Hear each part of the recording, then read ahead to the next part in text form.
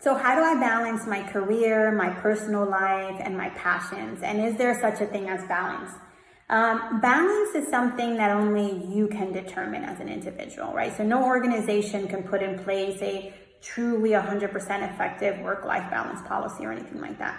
You have to really look inward throughout your whole life, whether it's that you're in school or whether you're working. You got to figure out what are your blue chips. And so what do I mean by blue chips? Those are what are your non-negotiables. So what are those things in life that you're not willing to compromise because they're important to you?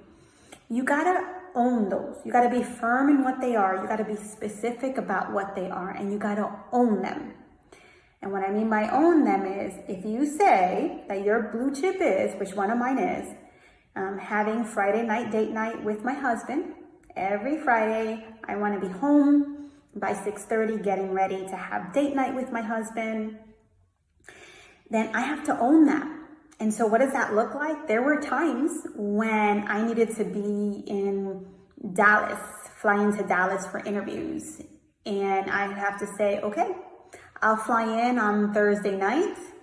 I'll do the interviews in the morning on Friday, but I have to be out by 1 p.m. so that I can catch a flight and make it back home. There were times when there might have been a meeting. And what I did is I would prep someone in my team to be able to come as my delegate, or I would attend the meeting virtually, right? So you got to be really clear on what's important to you, and you got to hold your ground and own it. Now, it doesn't mean that 100% of the time it'll be honored. It just means that it's the exception when it doesn't get honored, not the rule, right? So maybe 10% of the time you might have to slightly bend, in which case I would move date night to Saturday, but it wasn't the norm. And everyone knew that. My team knew that, my boss knew that, and any role or organization or boss that wouldn't accept that told me something as to whether or not I wanted to work in that role, work for that boss, or work for that organization.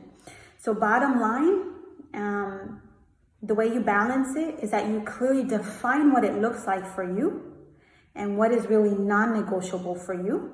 And then you own it. You make sure everybody's clear on what that is. And you only bend it when you absolutely have to, as an exception, not as the rule.